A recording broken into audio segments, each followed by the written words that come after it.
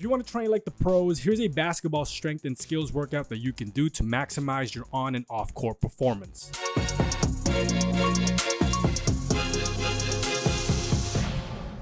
There's really no secret about it. When you want to play high-level basketball or you aspire to play high-level division basketball, you're going to need to take care of your body to help you prepare for the physical demands of the game.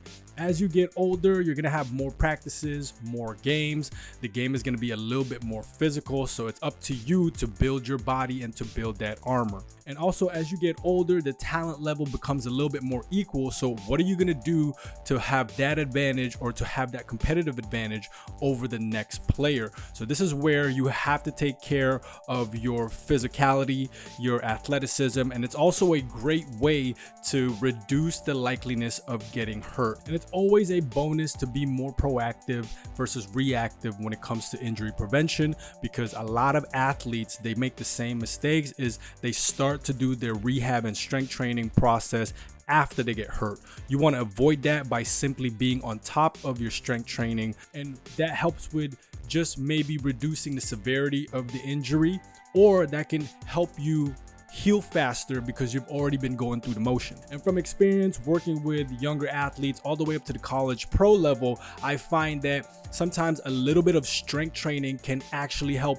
boost their performance gains on the court significantly. Even just having that confidence that you're stronger, you're a lot more athletic, you're more explosive and faster on the court really taps into the mental aspects of the game, allowing you to be more confident and be that player that you want to be. So now that I gave you a little bit of the why behind proper strength training, for this session, we actually focus more on lower body strength. So what we did here is that we started off with some explosive power movements after the warm-up, and then we moved on to this back squat where we do about 5 to 6 sets working up to our heavy single. Now, before you guys get at me, I'm a big proponent of full range squat and also implementing, partial range squatting pattern. Now, depending on where you are in the season, typically squats are king when it comes to building strength, basically squats and deadlift. It all depends on what the athlete can do and tolerate. But normally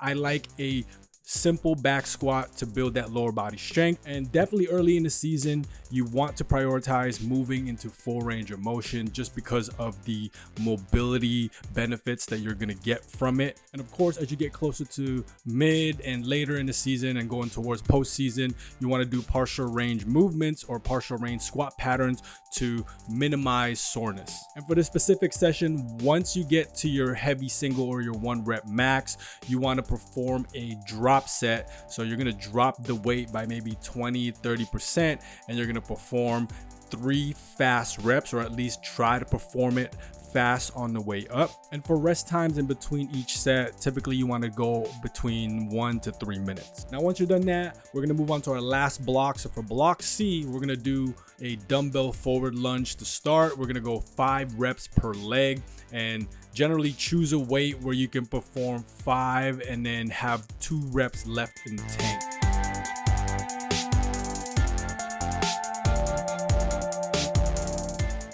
So second movement of the superset, maybe you could rest around 20-30 seconds in between each exercise. We're going to perform a barbell RDL. You're going to perform 10 reps, and for this one you can choose to stick to a certain weight, or you can move up after every set. And then the last movement of the superset, you're going to perform a rotational core movement. So we got a cable high to low chop. We're going to go 10 reps each side. And when you're doing this movement, you want to be violent and you want to rotate quickly when you're chopping down.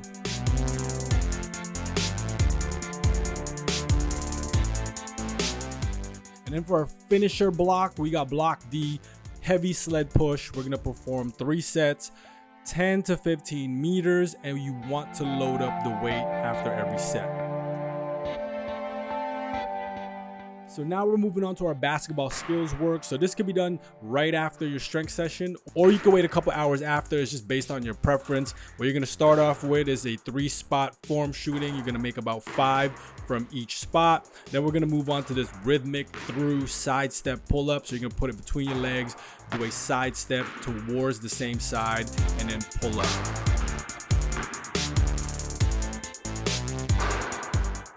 So now that we finished some of those warm-up drills, it's time to move on to some finishing. So the first one, we got this behind the back shift. It's pretty much just like a cross jab, but you're bringing it behind your back, jabbing with that outside foot. Then you're driving to the basket, finishing with 5 each hand, and then you're gonna do the same thing on the opposite side.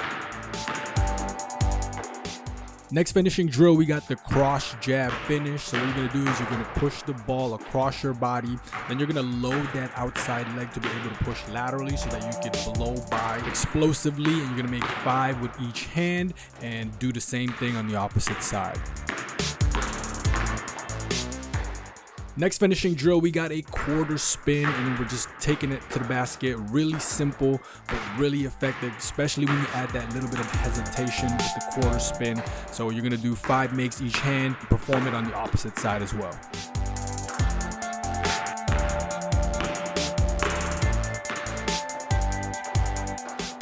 Now that we're finished our finishing drills, we're gonna move on to some shooting drills. So this first one is a load through hezi pull up. So what you're gonna do is you're gonna load that leg, put it between, and then do a quick hezi right into your pull up. Now you can go straight up, or you can work on your fadeaway jumper. It's really up to you what you need to work on and what feels comfortable, but you're gonna do 5 makes each side, total of 10.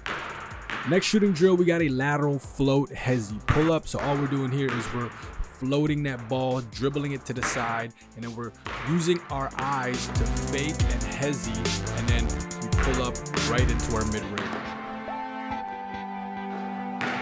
Next shooting drill, we got a snatch hezi pull up. So we're gonna perform a 1-2 step into a snatch back crossover. Then we're gonna hezi out of that, cross it back into a mid-range pull-up. We're gonna do about 5 makes each side. So now you can pick if you want to perform this mid-range or if you want to perform it behind the arc.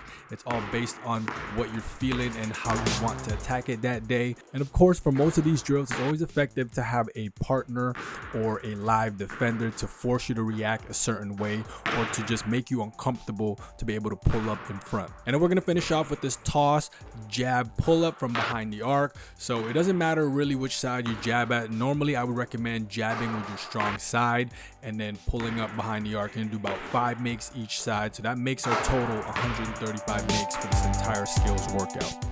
So I hope that helps. Make sure you guys like and follow for more training tips. Comment down below if you guys have any questions. Until next time, Coach KP out.